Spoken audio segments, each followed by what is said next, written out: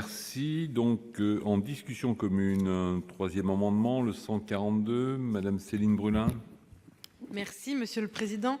Cet amendement concerne aussi les conditions de travail et plus précisément d'affectation des AESH, puisque on s'aperçoit qu'il y a, et vous l'avez vous-même fort justement évoqué, Monsieur le Ministre, un besoin de continuité dans un certain nombre d'accompagnements, et on voit qu'il y a un turnover, si je peux utiliser cette expression, qui n'est bénéfique ni aux enfants ni aux AESH, notamment parce qu'il y a besoin de nouer des liens de confiance, de connaissance, et puis parce que du côté des AESH, ils se spécialisent aussi en quelque sorte dans certaines formes ou certains handicaps.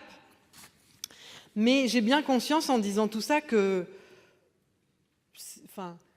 j'ai bien conscience que tout ça n'a pas forcément sa place dans ce projet de loi, et que la manière dont nous procédons relève un peu du bricolage, je le reconnais volontiers, mais ça illustre quand même, et je pense que ça pourrait prendre sa place dans le projet de réforme de la fonction publique, qui fait l'objet actuellement d'un débat parlementaire, qui a besoin de créer un nouveau métier de l'éducation, et qui, à nos yeux, pourrait prendre sa place dans la fonction publique. Et peut-être que plutôt que de faire ce que nous faisons et qui est insatisfaisant, peut-être faudrait-il le mettre en chantier et écrire un chapitre dans la réforme de la fonction publique qui permettrait de créer et de sécuriser, de garantir un statut qu'on aurait travaillé en bonne intelligence dans cette réforme de la fonction publique. Je pense que ce serait plus satisfaisant que ce que nous sommes en train de faire.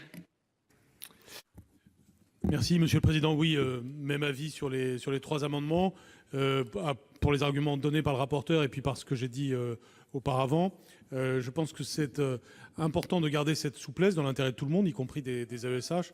Ce à quoi peut se comparer le plus un contrat d'AESH, c'est les contrats d'assistants d'éducation aujourd'hui, où on a cette liberté de recrutement par le chef d'établissement ou par le rectorat. Et dans certains cas, c'est plus pratique que ce soit par le chef d'établissement. Dans d'autres, le chef d'établissement, par exemple, n'est pas en situation de trouver un candidat et s'appuie sur le rectorat.